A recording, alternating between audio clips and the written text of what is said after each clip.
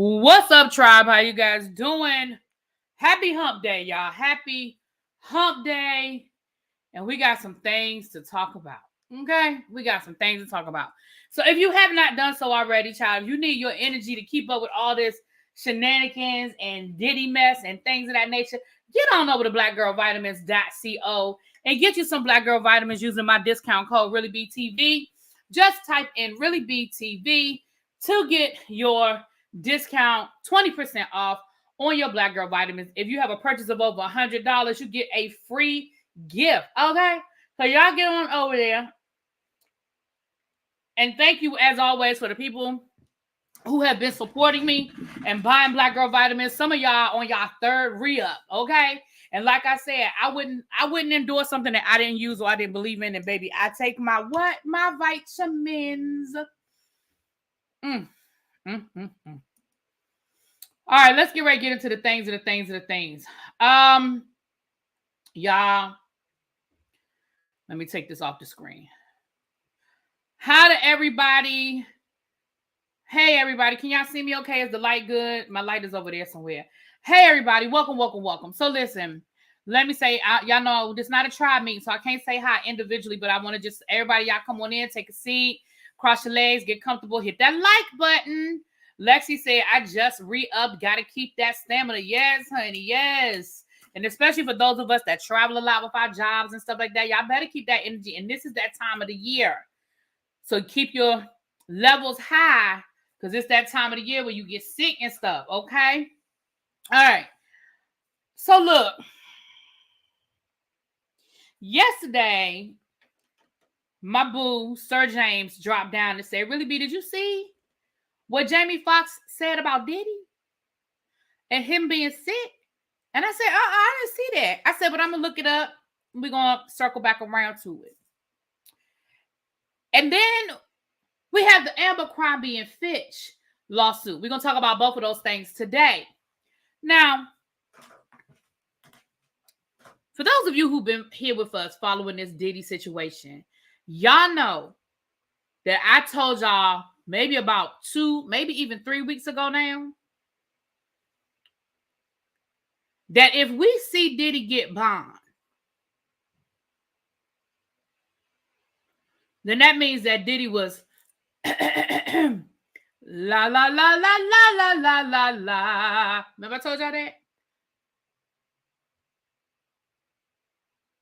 And something made me think yesterday.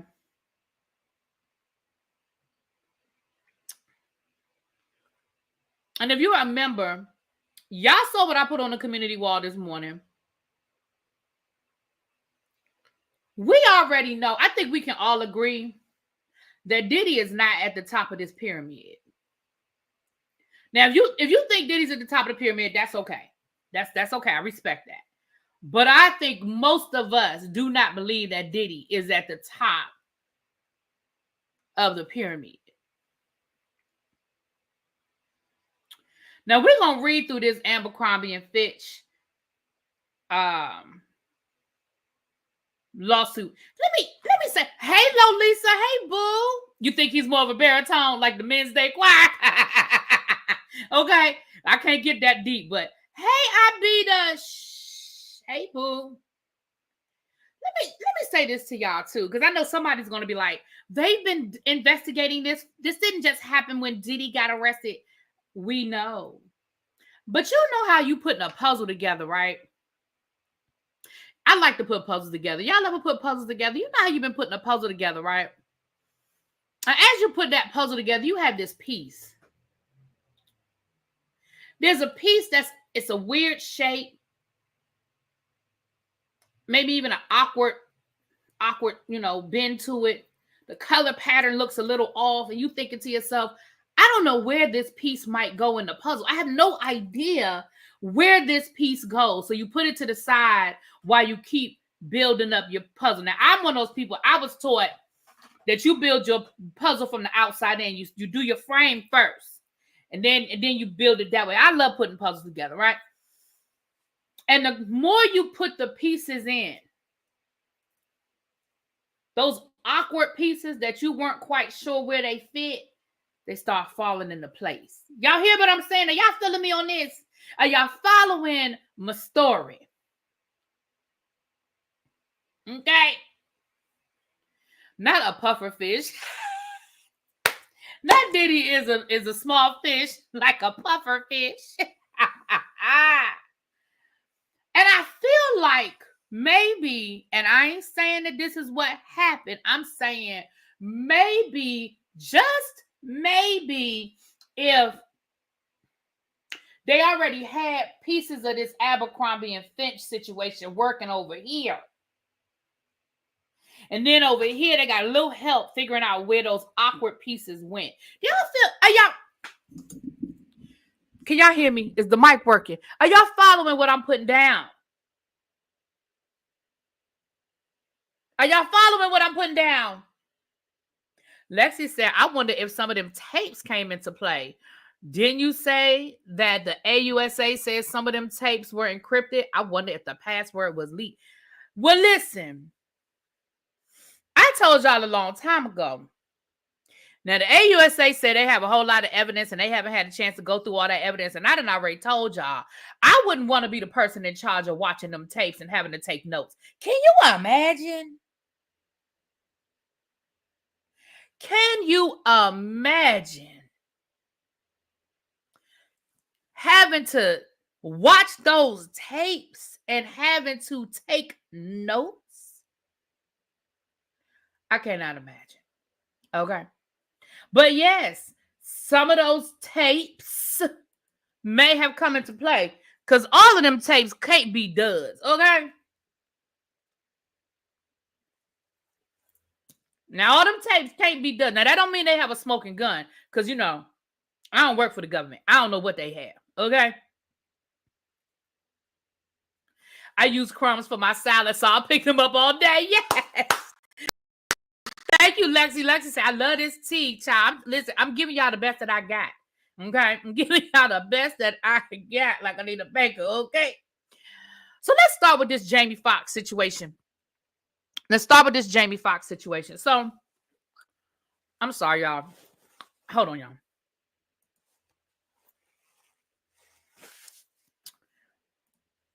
Sorry about that. I just ate dinner right before I went live, and I had I had something right there. I had to get it out. Okay. So we don't need to retell the whole story. We know that Jamie Foxx came down with this mysterious illness. Maybe about a year ago. Literally, Jamie Foxx was gone. He was in a coma. And let's be honest. We talked about it here. We can go back and play the tapes. I told y'all from the beginning I wasn't buying what they was putting down. I told y'all from the beginning that I personally thought that Jamie had OD'd and the family was trying to cover up the OD. I promise y'all that's what I thought it was. Okay? But now, I might be picking up a conspiracy theory. Now, y'all know I don't really do conspiracy theories a lot, but I need y'all to walk down this road with me. I need y'all to work with me on this one, okay? Work with a sister on this one. Right. Because he went from being in a coma to playing pickleball. Okay. I just, you know. That's why I thought it was the rehab thing. Because I said I was thinking maybe he had a really bad OD.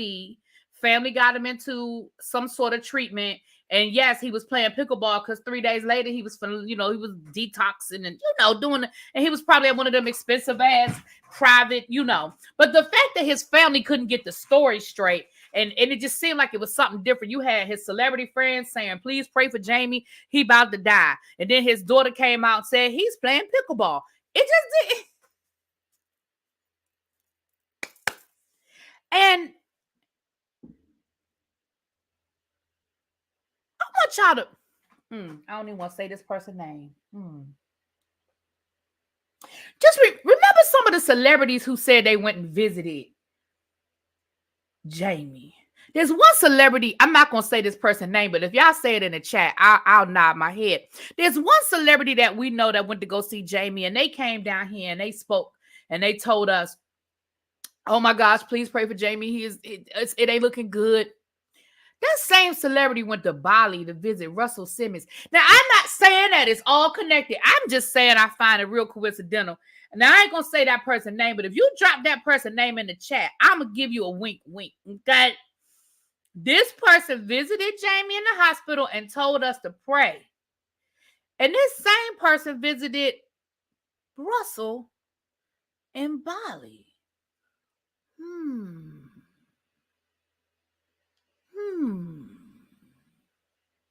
Tracy got it. Ding, ding, ding, ding, ding. Now, I'm not going to say the name, but y'all go see what Tracy said.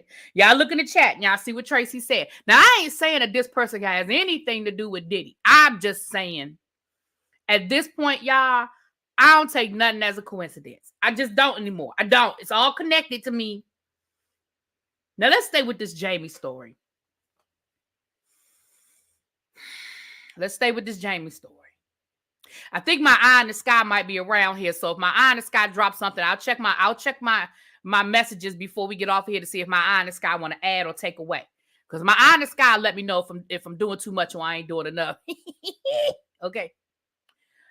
Now, Jamie Foxx was very sick. Now, before Jamie Foxx got sick, it was reported that Jamie Foxx, remember he was filming that movie, and it was reported that he was having some problems on that movie. His behavior was erratic. It was something going. They were reporting that something was going on with Jamie on that movie. Y'all remember? Go on back and look at it. So Jamie gets sick, and it was mysterious. Nobody was talking, and all of a sudden, Jamie got better. They even tried to say it was AI, that it wasn't really Jamie, that he had a doppelganger, and that Jamie really died. Y'all remember all the rumors that was going on about Jamie. Y'all remember all the stuff they were saying about Jamie. Well, a couple of months ago, Jamie said, listen, I'm going to do this one-man show where I'm going to tell my story. I'm going to do this one-man show. And I was going to tell my story. Now, I believe he's filming it for Netflix, but they filmed the show, I think it was last week. And they're saying, for the people who were there, I'm going to let y'all hear somebody, I'm going to let y'all hear somebody tell the story of who was there. Choke No Joke, you guys may be familiar. He's a comedian. Choke No Joke, he has a YouTube channel. Now, he alleges that he was there at the taping of Jamie's comedy special. Now, I'm going to let y'all, I don't even know if we're going to call it a comedy special. He's just telling his story. It's a one-man show where he's telling his story. I'm going to let y'all hear what he had to say. I'm not going to speak for him. I'm going to let y'all hear what he had to say. Now, this is Choke No Joke telling his story. It's only like a 4-minute video. Okay, let me turn my speaker on. All right, let me turn the speaker on and let me find the video. Okay, y'all ready to hear this? Now, and before I do this, he's a videographer. Choke is so annoying. Well, he can be, child. I thought he was a comedian. Choke No Joke's not a comedian. He's a videographer. My bad, y'all. I thought he was a comedian. Then I take that back. I thought he was a comedian too. But with that being said, hey everybody. Hey Ems. Hey boo. I got your message earlier. Thank you, my love. Let's not remember that Jamie Foxx and Diddy once upon a time were really, really close. Remember, Diddy even did the remix for Jamie's song. Or Jamie did the remix for Diddy's song. One of them did the Pastor Cavassier song. And remember, they was all on the remix together. Diddy and Jamie allegedly partied together and all kinds of stuff. But can I tell y'all something? I ain't gonna say no names, but can I tell y'all something? Hey, Cruiser! Can I tell y'all something? Y'all ready to hear? Y'all ready to hear this? This some tea for y'all. Y'all ready to hear this tea for me? This some tea. I have a friend of a friend. So I got to be honest and say a friend of a friend. I have a friend of a friend who is a celebrity attorney out in LA. And when she is taking on new clients,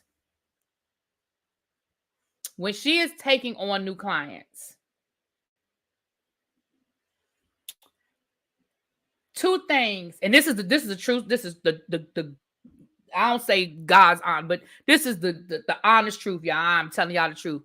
And this she told me this years ago. This isn't when I say this. She told me this about a year, maybe before Diddy got arrested. She told me this. She said, when I have new clients that sign with me, 2 things I tell them. She said, and this was before Diddy got arrested. I promise you. I think we might have been talking about Jamie. She said 2 things I always told my clients. Don't go to a Diddy party. Don't go to a Jamie Foxx party. Now, she told me this before Diddy ever got arrested.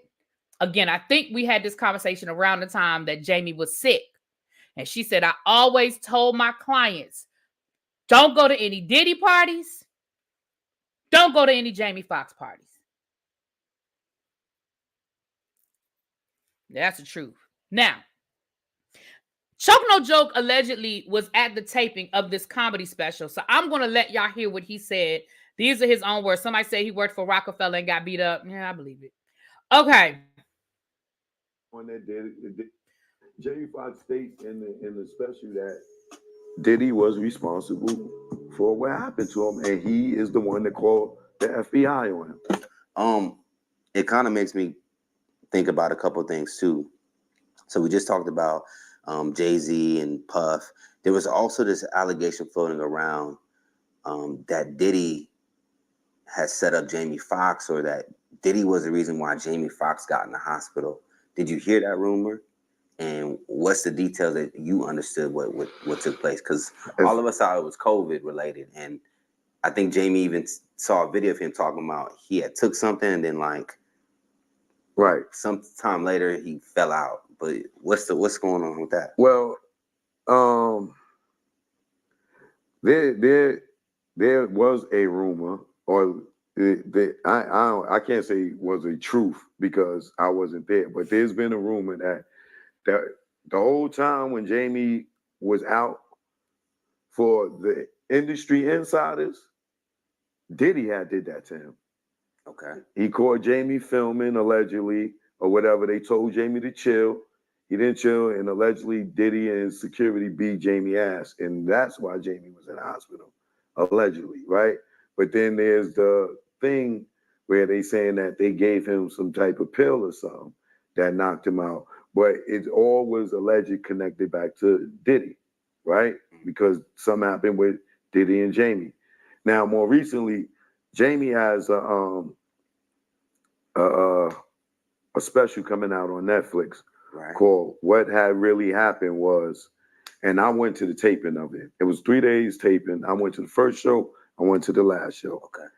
Jamie Foxx states in this, spoiler alert, but Jamie Foxx states in the special that Diddy was responsible for what happened to him, and he is the one that called the FBI on him. So it's got to be a joke, though, right? I don't think he was joking. When y'all can determine was he joking or not when you see the show. Because to me, I'm a new comedian, right? I've learned and learned from the game. I know when somebody's setting up a punchline, and I know when you're serious. And when he said it, I called it, and I'm the one that called it. He said, Diddy, yeah, is the one that did something to me or whatever. And I'm not going to give out, I want to give away his jokes or nothing. But after he said Diddy did something to me, he said, and I'm the one that called the feds on him. So everybody out here that's talking about Diageo, this, that, and the other. Now, I'm going to say this. If you go to the internet, you will find multiple retellings of the same version of that story. I saw Gary with the T. He reported the same thing, but he wasn't using Choke No Joke's version of the story. He was reporting for somebody who was there. Now, clearly they weren't allowed to have their cell phones because Lord knows that would be all over the internet. So clearly they weren't allowed to have their cell phones, but allegedly someone was at the taping and said that Jamie said that exact same thing. And when people started laughing, Jamie looked dead at the audience, dead ass serious, and said, I'm not joking. Diddy did this. Now, None of us are really going to know. And I'm going to tell you why I say none of us are really going to know. Because I don't think that that's going to stay in the special. I think that gets edited out. Now, y'all tell me what y'all think. But do y'all really think? Let's just assume for a minute that Diddy really said, that Jamie said that. Y'all think that's going to make it to the special, or y'all think that's going to get edited out? What y'all think?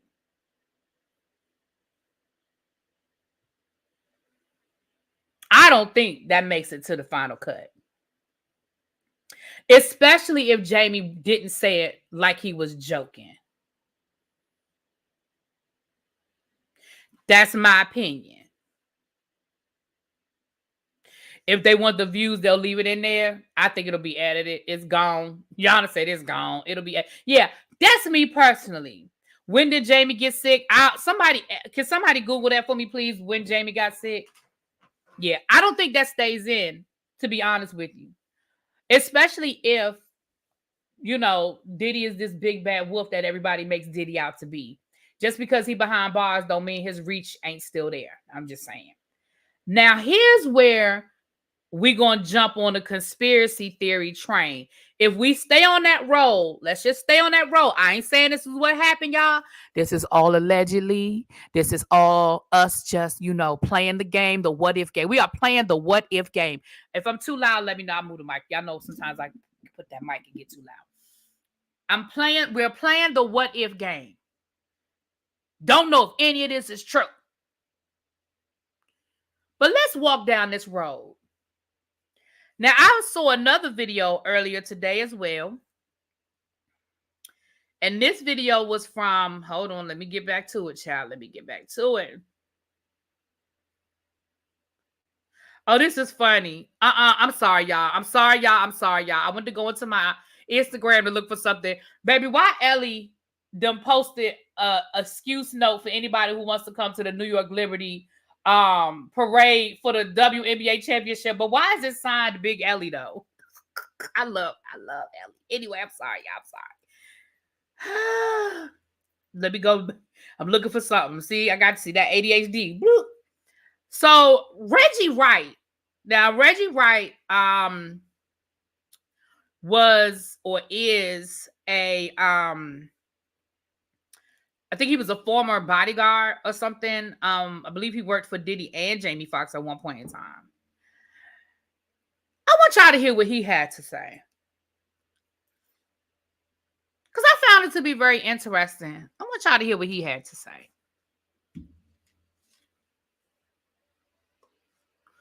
Wasn't Jamie on set when he got sick? I know he was filming a movie when he got sick. Thank you, Nicola. Thank you. There's 300 people in the chat. If you guys could please hit that like button for me, I appreciate you so much. He'd be working for the FBI or something. If y'all look at his body language and his response to that particular video. One thing about Tyron that you're going to learn, and as you see, he kind of speaks the truth. I would have just straight out been like, no, it didn't happen. Move on. Go to the next question. But he went all the way around it and told it and said, Jamie definitely wasn't there, but we was playing horse. And then he added. Okay, I'm sorry. The beginning of this video, he's talking about been out there. Jamie Foxx and his alleged nude basketball games. Yeah, we're going to move past that. Well, y'all know I got sources. Y'all know I got contacts, right? Okay, Reggie Wright is a retired officer who was head of security at Death Row and on okay, it was at Death Row. Okay, my bad. Thank you, Miss Parker. Thank you, Star. Family reported this shit. What happened? Jamie Foxx family reported this shit. What happened to Jamie? To the FBI, naming Diddy some type of suspect in this case, y'all, for what's going on with Jamie's body. And I wish Tyron would have verified it, because Tyron don't know how to lie. His body language would have gave us the truth on it. And my only reason for bringing it up is because, and I hate being a conspiracy. I just don't know how much I hate being a conspiracy, because this shit is all conspiracy. But how did Kim Porter How did Kim Porter supposedly get sick from pneumonia? Oh, man. Now, Kim Porter was a druggie. I know it's bad talking about a dead person. Kim just used to lay up in the house, fucked up daily. Anybody that knows her, they know I ain't lying on her. She had a major drug issues. But with all this that's going on now, that's coming out, and if Jamie got in his bloodstream, the same thing that Kim Porter got or had in her bloodstreams, and they can prove that from coroner reports, man, Puffy might be going to jail for murder. That's what a Homeland Security, a major FBI agent, a U.S. attorney should be assigned to. Checking Jamie Foxx blood, checking Kim Porter blood. Now, I'm not saying that any of that is true. I'm not saying that any of that is true. What I am saying is things that make you go, Now, think about it. A lot of people have questions about Kim Porter. We've talked about the Kim Porter thing. We've talked about her death. There've been questions. But wouldn't that be interesting if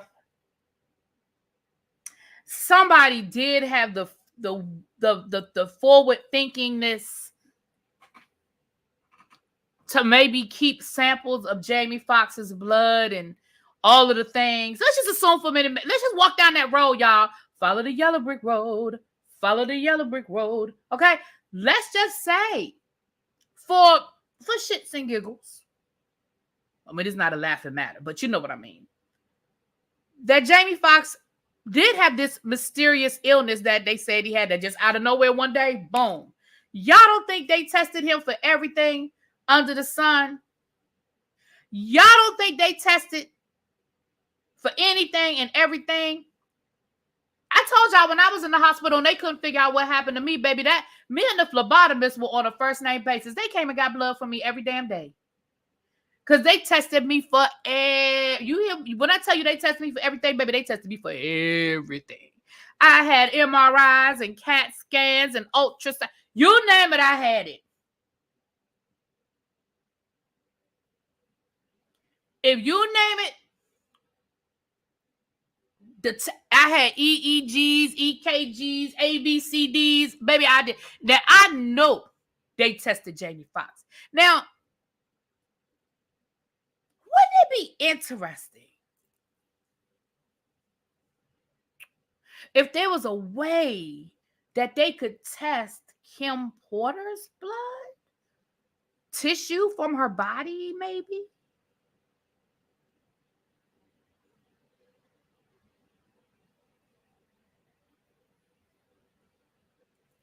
I ain't saying that's what happened, y'all. We are just kicking the can around. We are just kicking the can around. Okay? But wouldn't that be interesting if there was a suspicion? No, she was not cremated. She was buried. Nope, her body's there.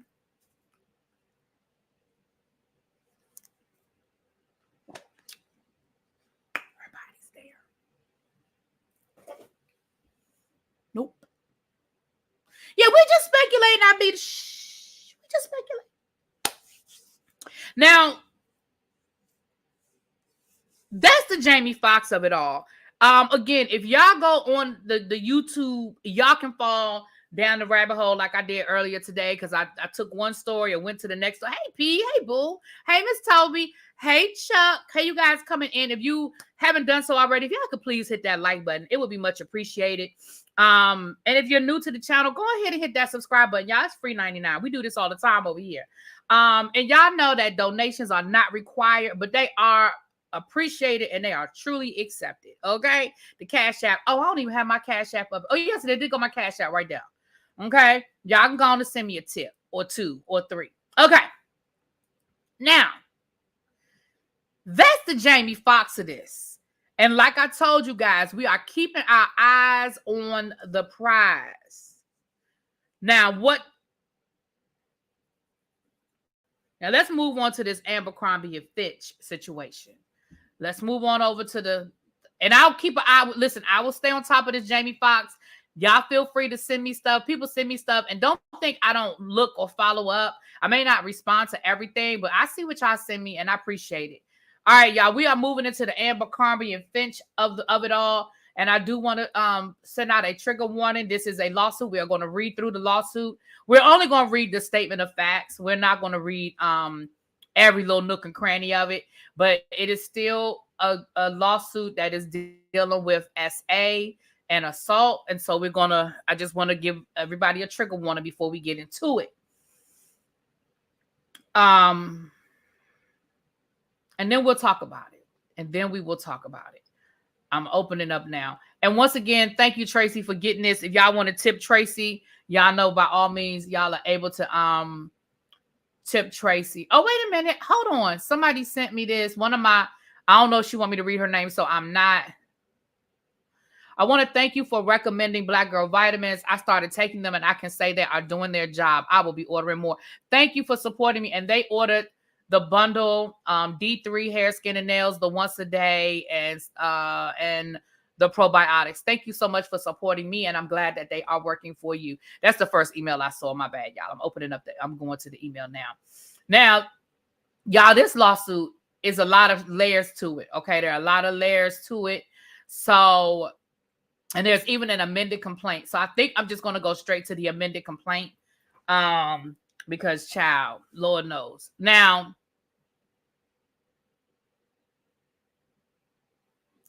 the United States District Court for the Southern District of New York. This is a class action complaint. This was filed September the 13th of 2024.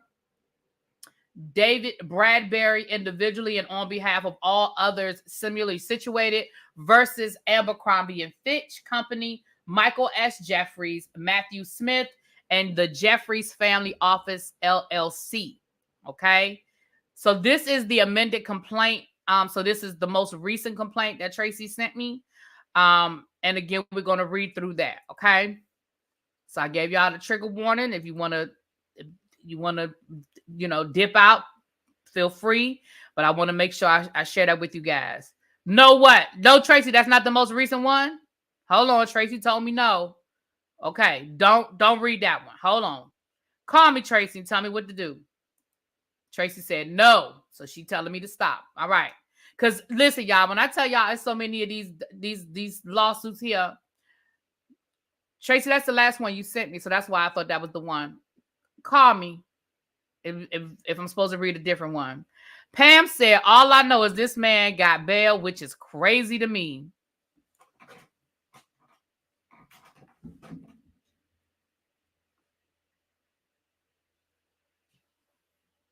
Read the original. The amended complaint is 3 pages. No wonder she said no. Okay, she said the amended complaint is 300 pages. Okay, thank you. No, we ain't have to be here that long. Okay, we ain't gonna be here that long.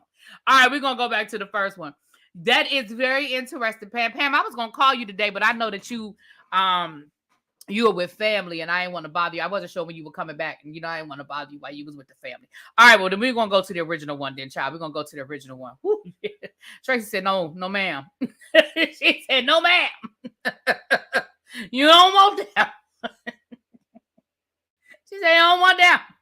I didn't even pay attention to the pages. Okay, yeah, this one is 32 pages. Okay, this was a little bit better. All right, hold on, y'all. Let me scroll to we only gonna read the statement of facts, y'all. Oh no, this ain't it either. Hold on, y'all. I told y'all when Tracy sends me something, baby, Tracy sends me everything. Hold on, that's a transcript. Hold on. That's a transcript of a hearing. All right, here it is right here. Okay, sorry about that, y'all. Oh Lord, baby, that's why I tell y'all better be tipping Tracy because Tracy be getting y'all the tea. Hold on, wait a minute. Before we get into that, my eye in the sky done sent me something. Hold on, let me see what my eye in the sky saying before we get into this lawsuit, because it might be about Jamie. Okay.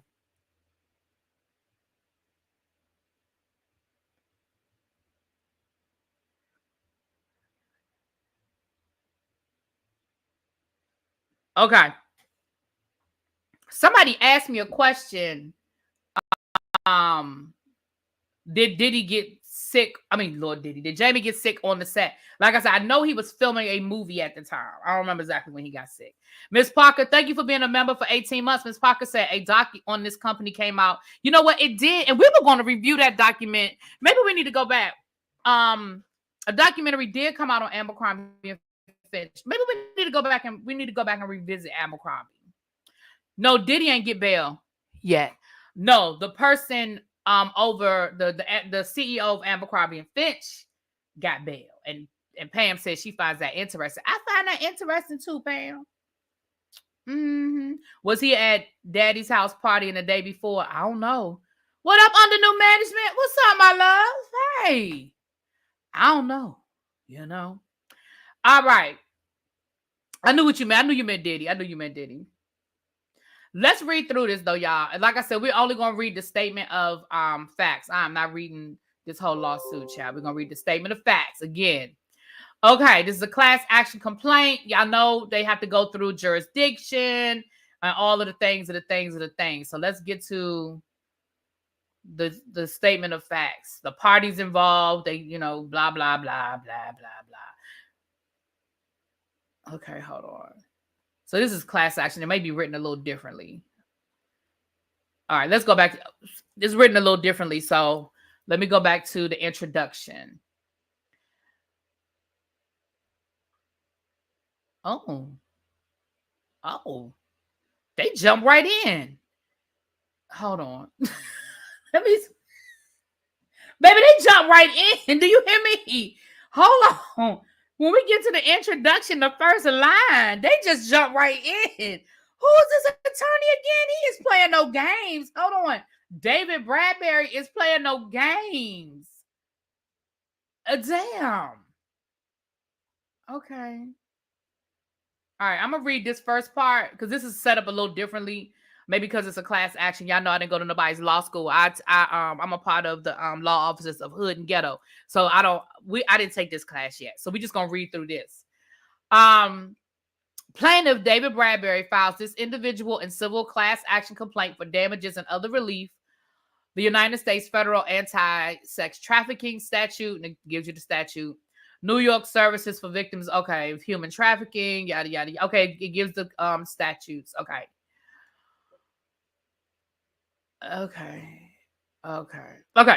Jeffries has been described as a man who just never stopped working for the brand and thinking for the brand.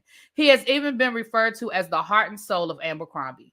This was the case from the time he was conceptualized the over-sexualization of young men to catapult the Abercrombie brand into success, and it remained the case when he used his role as CEO to prey upon attractive young men who believed that Jeffries was going to hire them as a model, the pinnacle of the modeling industry for men during the relevant time period. Is that documentary on Hulu or Netflix? Somebody tell me, because we might have to do some homework on this. Abercrombie knew it was providing the financial lifeblood for a trafficking organization led by its CEO from at least 1992 through 2014. Jeffries was so important to the profitability of the brand that he was given complete autonomy to perform his role as CEO however he saw fit, including through the use of blatant international trafficking and abuse of prospective models, in exchange for providing the position of power and unfettered access to corporate funds necessary for Jeffries to actually terrorize aspiring male models. Abercrombie knowingly, intentionally benefited and received things of value from Jeffries and his trafficking operation, including the value Jeffries himself brought to the brand. As the CEO of Abercrombie, Jeffries had modeling scouts scouring the internet and various other resources to identify attractive young men seeking to be the next face of Abercrombie. The modeling scout would typically require the hopeful young model to meet with him first during an initial casting. If the modeling scout saw potential in the young model, he would be invited to attend a casting at a palatial home of Michael Jeffries, the well-known CEO of the Abercrombie brand, with his partner, Matthew Smith. Often, those prospective models turned ex-victims, trafficking victims, were later sent to other places, including New York, Morocco, England, and France, to be abused by Jeffrey and other men under the control and guise of becoming the next Abercrombie model. Y'all see what I mean when I say they just jumped in? Baby, they just jumped in.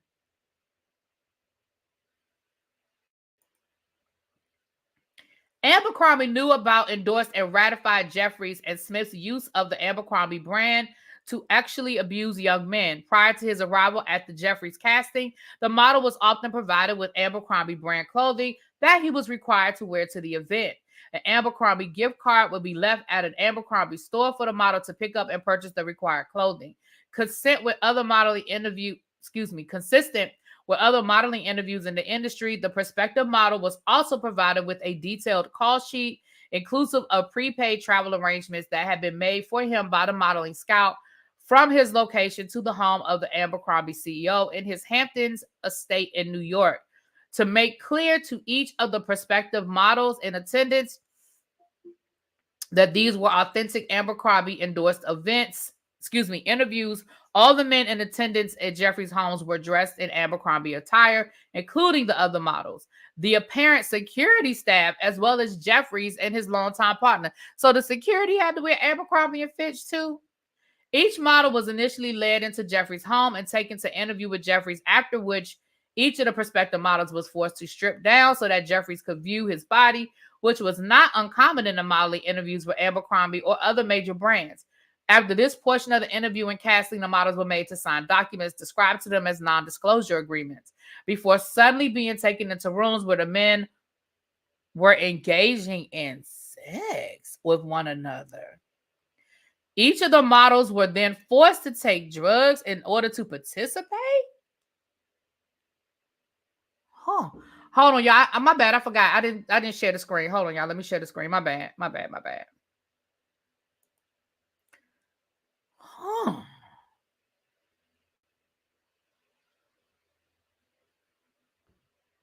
Huh.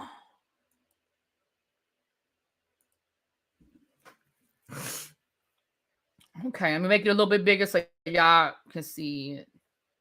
The models were led to believe that being abused by the CEO of Abercrombie and his partner at a remote private location arranged by the company was the price that was paid to attain one of the most coveted roles in the industry, an Abercrombie model. This fact was reiterated to them several times by several different people who were known to have knowledge of the inner workings of the industry.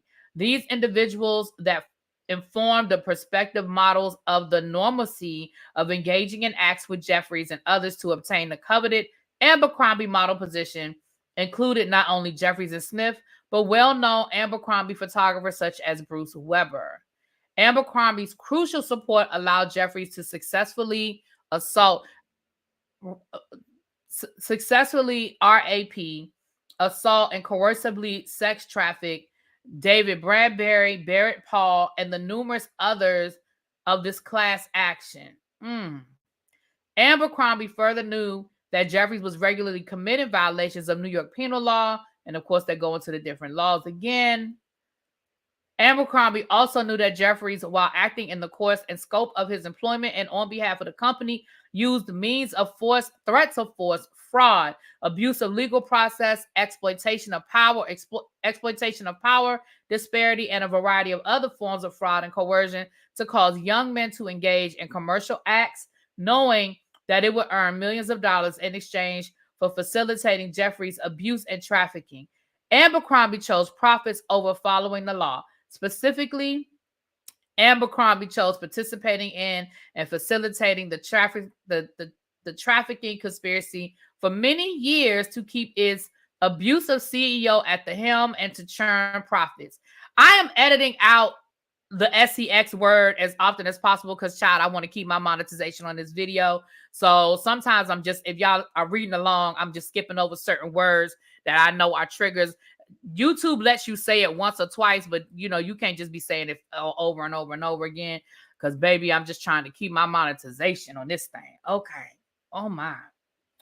David Bradbury makes the following allegations on information and belief and believes the substantial additional evidentiary support will exist for the allegations set forth herein after a reasonable opportunity for discovery. Okay, so there's jurisdiction. That's just the beginning, y'all. We ain't even got into the meat and potatoes. That's just part of his introduction. Okay. Now his introduction and I said, oh my goodness, he just jumps right into it. It says the Abercrombie X trafficking venture operated as a X-themed company designed to exploit and abuse vulnerable young men and falsely cause them to believe that they will become professional models for one of the world's most popular and successful clothing brands if they succumb to the sexual abuse of Mike Jeffries, the CEO of the company. Now, for those of you that are old enough to remember, Abercrombie and Fitch were at the top. Abercrombie and Fitch was especially for the little white teenagers. Baby, they love their Abercrombie. They loved their Abercrombie. I think I might have owned like one little Abercrombie t-shirt. I don't think I ever really bought a lot out of there. I think I owned one little t-shirt just to have an Abercrombie and Fitch t-shirt, child.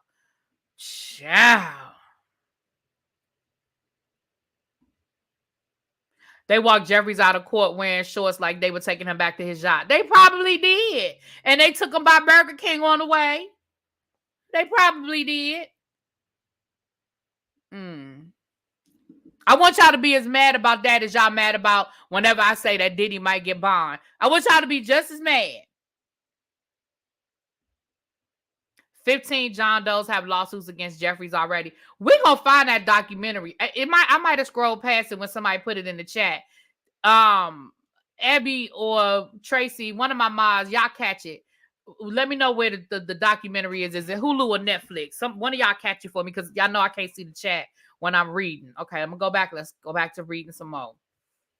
Sheesh, y'all. We ain't even got into it yet. Okay. Jeffries and his co-conspirators preached the importance of all-powerful Jeffries to cause young male models to succumb. I think I already read that. Okay, I read that. Once in Jeffries' clutches, each victim knew that he must be completely compliant with every demand Jeffries had for him. Otherwise, he would suffer serious reputational, financial, and psychological harm. By using these and other means of force, threats of force, fraud, threats of abuse of the legal process, and coercion, Jeffries and his co-conspirators trafficked and abused David Bradbury and other members of the class. Now they're getting into the history, child. It was founded in 1892. I didn't know Abercrombie was that old of a company. It was founded in 1892. Okay. We don't need to know the history of Abercrombie. If y'all want to know the history of Abercrombie, y'all can just Google it. I'm not reading all of this. Okay. Prior to working for Abercrombie, Jeffries was the president of Alcott & Andrews, a women's retail chain that filed for bankruptcy in 1989. In 1996, Abercrombie became a publicly traded company. Baby, y'all know that stock crashed yesterday. Did y'all see that? For people who watch the stock market, did y'all see that Abercrombie stock crash yesterday? Baby, ooh, if you had Abercrombie stock, baby, Monday was your day to sell, baby. That was like me and my Weight Watchers stock. Damn you, Oprah. Damn you, Oprah. My stock was doing good until Oprah talking about something. I just used Ozempic. Anyway, moving right along. That's me. Oprah, you owe me some money. Hey, Oprah. My Weight Watchers stock crashed. You owe me some money.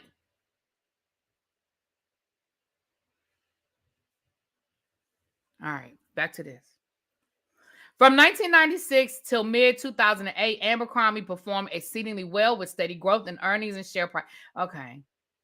As part of the over-sexualization of the company, Jeffries brought famed photographer and fellow abuser Bruce Weber into the fold. Weber has been accused of assaulting more than 20 current and former models who claim that he engaged in unnecessary nudity and coercive that word. Y'all know what I'm saying. Behavior during professional modeling shoots.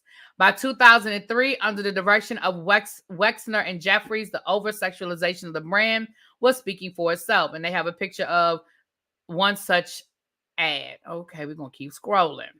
Jeffries was hired by Wexner to invigorate Abercrombie and is considered to have been the main creator of the new look for the company, saying he wanted Abercrombie to sizzle with sex. While Jeffries was the CEO and in charge of Abercrombie's methods for recruiting models and expanding the brand, Wexner was always his glorified boss and mentor, and the Abercrombie, Ohio office maintained somewhat of a shrine to Wexner. While working on behalf of Abercrombie, Jeffries, while at the helm of Abercrombie, supported events where young male models were abused. Jeffrey had a refined system of recruitment wherein he hired a middleman to recruit victims with the prospect of becoming a model for the company. Y'all, this thing is 128 pages. We're not reading no 128 pages. I'm telling you now. We're going to read a little bit more for y'all to get the gist of it. I think we got the gist of it, but we're going to read a little bit more. But we're not reading 128 pages. Now, if you want a copy of this lawsuit, you can email me and I'll forward it to you. But we are not reading 128 pages of this. I'm just telling you we're not doing that. Love y'all, but no. Abercrombie financially rewarded Jeffries for his methods of recruiting new models, thereby encouraging the abusive ways so long as Jeffries' methods continued to financially benefit them. Abercrombie was consistently ramping up the actualization of his brand was not a hidden secret, as Jeffries made it clear that is what set Abercrombie apart and he was constantly looking to push the envelope to keep companies' edge over competition.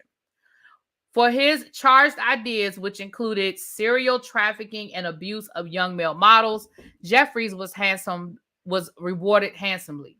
In 2004, Jeffries made approximately $25 million with a stay bonus of $6 million. So that was 20 years ago. He made $25 million. Well, $31 million in 1 year. Bitch. In 2006, Jeffries gave an interview to Salon admitting that the Abercrombie image was built around sex appeal. He stated, "We hire good-looking people in our stores because good-looking people attract other good-looking people, and we want to market to cool, good-looking people. We don't market to anyone other than that." He should have got a lawsuit right there. Let me tell you something. I wish that in 2006, I had applied for a job at Abercrombie and didn't get it. I'd have sued right then. And I'd have said, well, I didn't get the job because they discriminated against me because they didn't think I was good looking enough. I sure would have. Why they ain't get a lawsuit then? It's called White Hot, The Rise and Fall of Abercrombie. It's on Netflix. All right, y'all, we're going to do some homework. Homework assignment. Thank you, everybody. And thank you, Kenya Boo. That's our homework assignment. Meet me over on the other channel. We are going to watch that documentary and we are going to review it. So y'all meet me on the other side. We're going to review that. That is y'all's homework assignment. Watch the documentary. If you don't have Netflix, just meet me over there. I'll tell you what happened, okay? You can still sue. Most were, I don't know if I know I never applied for no job at Abercrombie. It just didn't look like no place that they wanted me to work. You know what I'm saying? It didn't look like no place they wanted me to work. So I know I never applied. That was normal back in my day. Ask Brian, you ain't that old. Stop saying that. Okay. As news within Abercrombie openly spread of Jeffries and his partner Smith abusing young male models, Abercrombie continued to encourage and financially reward the conduct. At one point, a video circulated within the Abercrombie office which depicted Mike Jeffries sniffing what is believed to be the cocaine off of a man's member. And while Abercrombie tried to prevent that video from being more widely disseminated, the company did nothing to discourage the behavior captured on the video, and in fact continued to financially reward Jeffries for his methods of recruiting young models, even though those methods were known to include rampant abuse of young men. In 2008, Jeffries received a compensation package valued at $71.8 million. Bitch.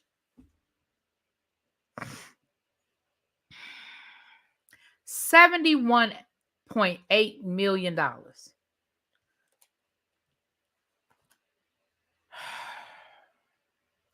On December the 31st of 2008, Jeffrey's employment agreement was set to expire just days before it was renewed and extended until February 22nd of 2014.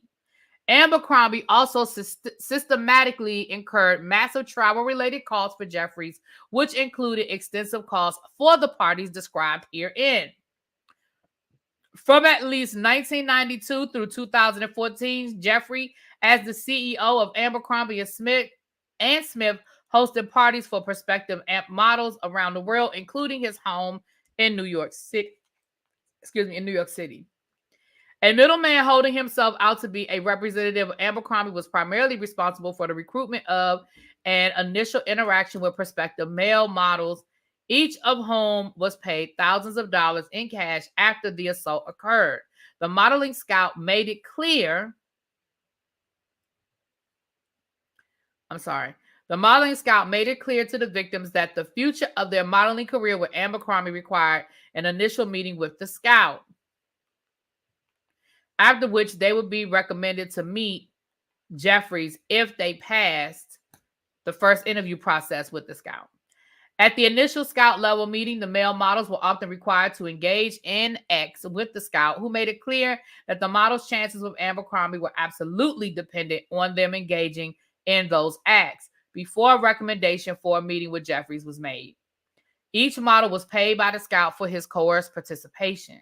Once the victim engaged in the act against his will with the scout, only then would he be invited to Jeffrey's home in New York, the Hamptons, and other locations where he's typically forced to consume drugs, such as poppers and Viagra, before being forced or coerced into engaging in commercial acts with Jeffrey Smith or other men at Jeffrey's discretion. Since at least December of 2007, and likely well before then, it was known to Abercrombie that Jeffries provided his partner Matthew Smith with Abercrombie managerial authority to access the non-public Abercrombie documents on a regular basis. Smith was known to have participated in meetings discussing Abercrombie business. He reviewed proprietary sales reports, and he visited the stores to evaluate and generate reports for Abercrombie. Smith was without a doubt working for and at the direction of, I'm going to just say A&F. I'm going to child Abercrombie. A&F at the highest levels. He even attended private board meetings wherein expansion opportunities and financial plans were discussed. On August the 4th of 2010, Smith executed a non-disclosure agreement with Abercrombie, allowing him to access proprietary documents and facilities without limitation for any purpose indefinitely. What? So the boyfriend had the keys to the kingdom as well. I haven't seen the documentary, Pam, but I might watch it tonight while you playing.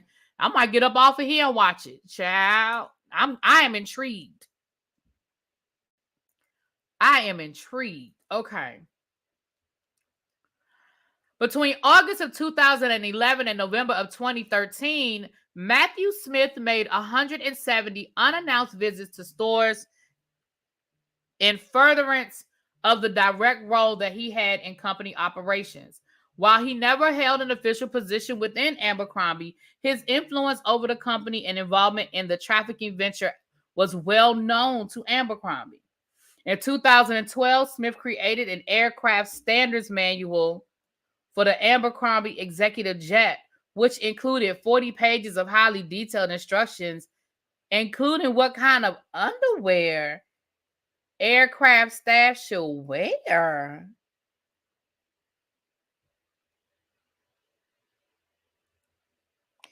First of all, why does there need to be a 40-page manual for how to ride a damn jet? But now you're going to tell me what kind of underwear I got to have on? It has been reported that Smith has been described by former executives as dangerous due to the fact that he was organizationally unaccountable if something were to go wrong with regard to a decision he made, a fact known by Abercrombie for the duration of Smith's relationship with Jeffries. On December the 9th of 2014, Jeffries stepped down as CEO, bringing with him a $25 million retirement package. Bitch. Through information and belief, Abercrombie paid settlements to various individuals related to improper acts of Jeffries or Smith, some of which were related to harassment or abuse. Still, Abercrombie allowed Jeffries to use the financial resources with little to no meaningful oversight, for he was encouraged to engage in any activities necessary to increase profits for the company. Jeffries was even permitted to pay hush money to victims and others using Abercrombie funds for a number of years before his departure from Abercrombie. It is well known that the sales reports and other highly confidential data were hosted by the Jeffries family office computer network rather than by Abercrombie. Ciao. At all times, material to this complaint, Abercrombie was aware of the fact that the Jeffries family office, in essence, operated as a functioning subset of Abercrombie and was under the control of Jeffries and Smith. Upon information and belief, they would use finances from the Jeffries family office derived from Abercrombie to staff individuals for the casting events, to provide the staff and victims Abercrombie clothing, to pay for the victims in cash after the casting events ended, and more. Through Jeffries' reign as a CEO of Abercrombie, there were frequent communications between members of Jeffries' family office, primarily Jeffries and Smith, and employees at Abercrombie directly related to the procurement of prospective models and the abuse and trafficking thereof.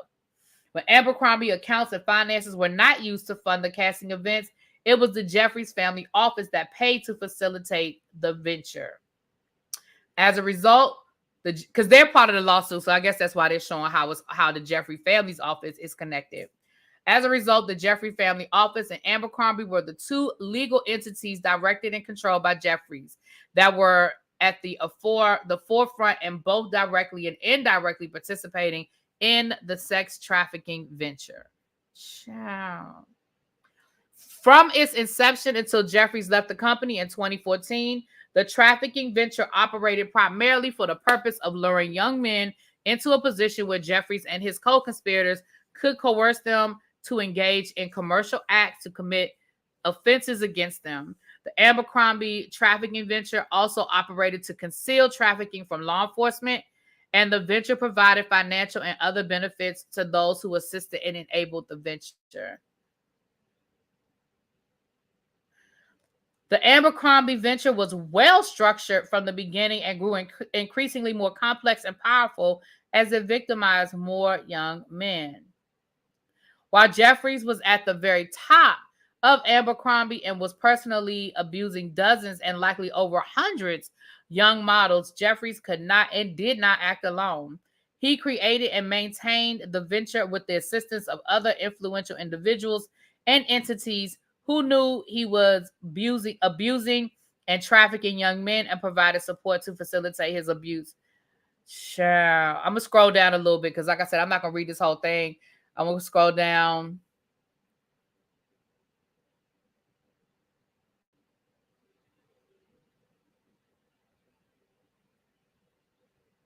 All right. Some of this 127 pages, you just said a lot of the same stuff over and over again, Mr. Attorney. Mr. Attorney Man, some of this stuff you just saying is you just said it already.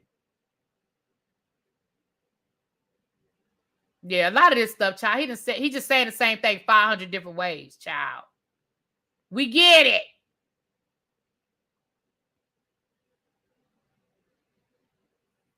Okay, here where they naming some names. We get the point. I don't think we need to read all these. We get the point. We get the point. Hold on, yeah. I'm just going to scroll to the end and see if it's anything. Okay. Now, here are the factual allegations. Child, we hadn't even got to the damn factual allegations. Lord have mercy. Look, give me a second because I ain't reading all of this. Pam, I don't remember one lawsuit of Diddy's that he flew people overseas to sleep with people and then paid them cash, but he got bail. Right. Tracy said, just go to page 28. Child. Okay. I still don't know if I'm gonna read all of this. Hold on. I'm at page 28 now. Hold on. Let me. Jefferson's code. Because I feel like we got it. We get it. We get it. We get it. It's the same. They said, hold on. I just want to scroll through, y'all.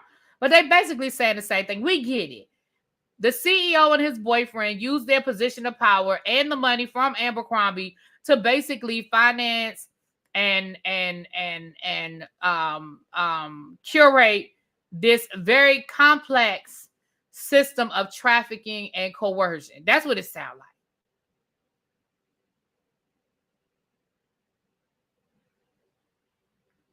They used the influence of the Abercrombie and Fitch to threaten them, basically. We get it. I think we get it, y'all. We get it. Okay. Now I'm with Pam now. How he get to go home yesterday?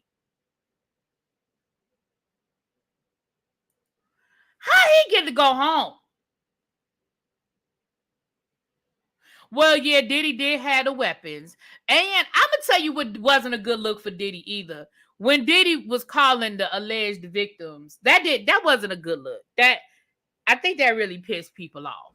But I still don't think that was enough. I mean, I don't know. I didn't go to nobody's law school. Y'all know I got my law degree from Law and Order University by way of Matlock College. I know I don't have nobody's law degree, okay? But I personally feel the same way. I feel like, why did he sitting in jail eating bologna sandwiches? And Mr. Abercrombie went back to his yacht yesterday and was eating some filet mignon lobster. That's what I'm confusion about. I'm confusion.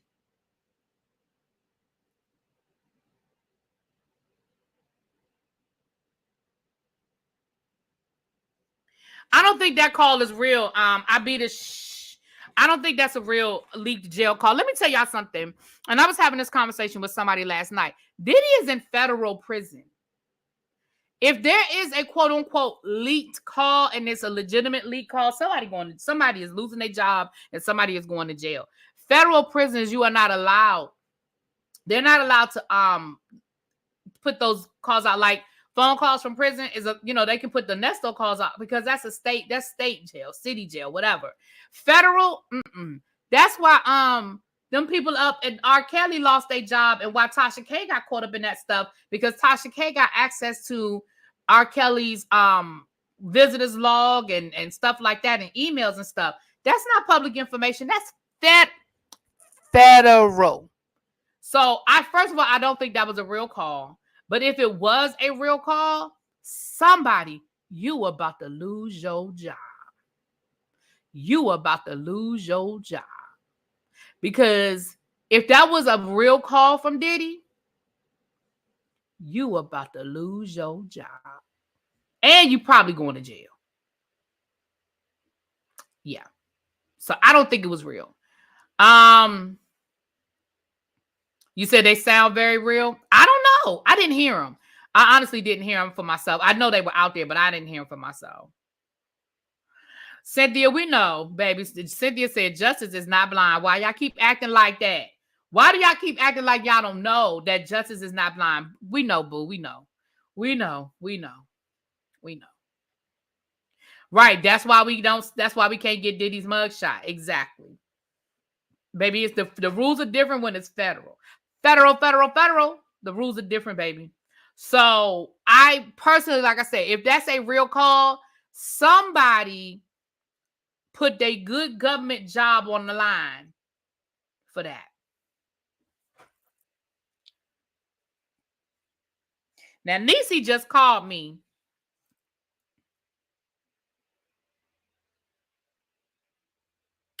Oh, y'all. Look. Are y'all listening to me? How long is this documentary? How long is this Abercrombie and Fitch documentary?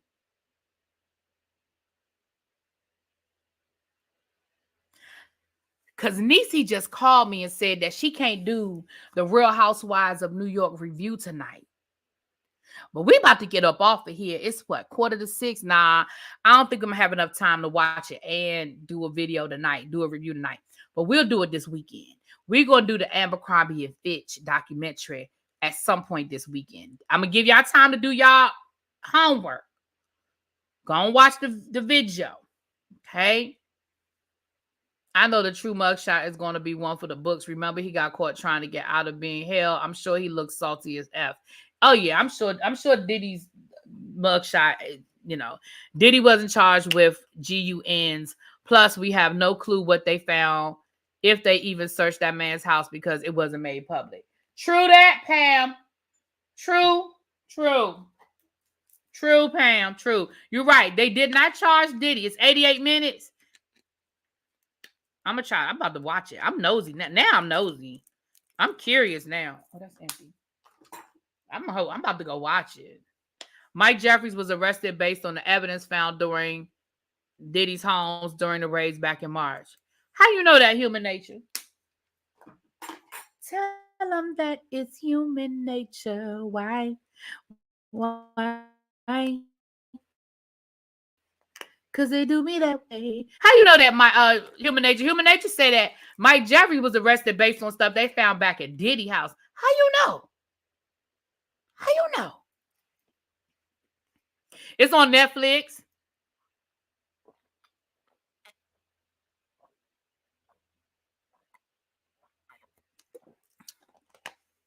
I'm waiting to see what Human Nature gonna tell. I want to know how Human Nature know.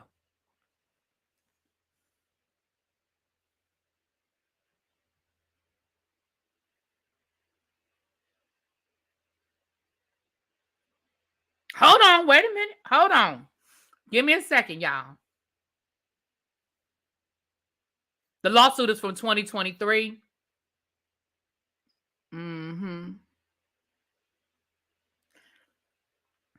Okay, hold on. Let me read this.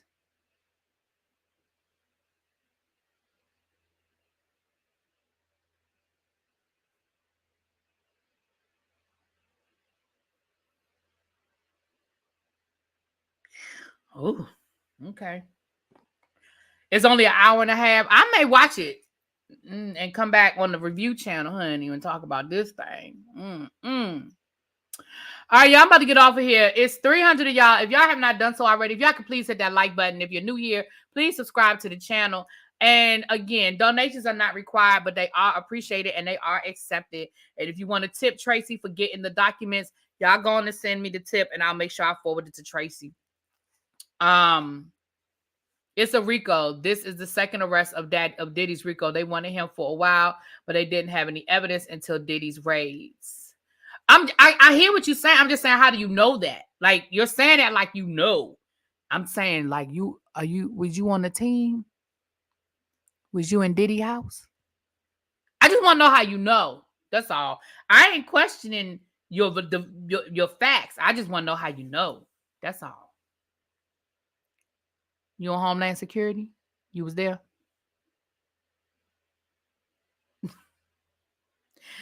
We're going to review it on this channel. If y'all not subscribed to the review channel, this is what we're going to be reviewing it.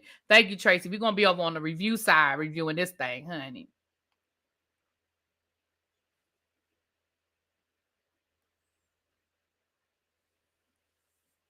Oh, Human Nature say my lips are sealed. Well, Human Nature, I don't know who Human Nature is. I don't know how Human Nature know. But it sort of sounds like Human Nature is saying what I was saying at the beginning about the puzzle pieces coming together and people getting different pieces of the puzzle piece. Did you leak the tape to CNN? I didn't leak nothing to nobody. But Human Nature sound like what I was saying earlier about people having puzzle pieces and the puzzle pieces falling into place. I told y'all that Diddy was la la la la la la la. I told y'all somebody singing like Kirk Franklin down to the reunion tour. I'm just telling you.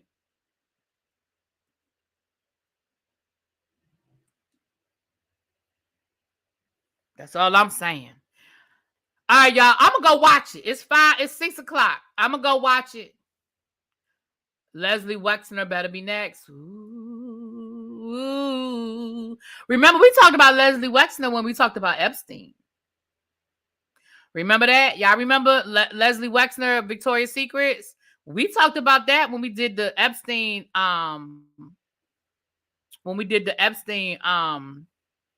documentary. No, he pled not guilty, of course. For my own insane reasoning, I just want the intake officer to confirm if it's as... You know what, Angela? They use the same modus operandi. Sure did. Sure did.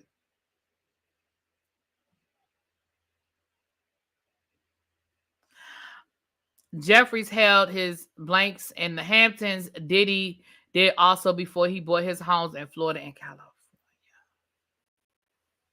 Ooh, human nature. Human nature, go slide in my DMs over on Instagram. Tell me some stuff. Go slide in my Instagram, my DMs. Right, and he in this lawsuit too as a friend. You can't understand me? What you can't understand? What I do? Am I not clear? Y'all can't understand what I'm saying.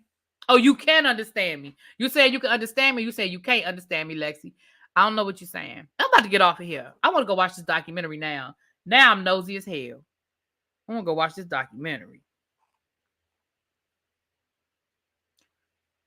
Baby.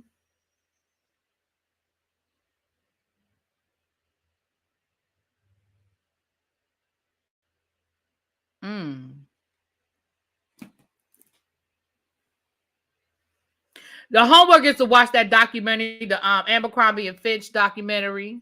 You're going to watch it while you cook. We're about to watch it. I'm about to watch it right now. Y'all meet me back here in about 2 hours. Meet me back here in about 2 hours. All right?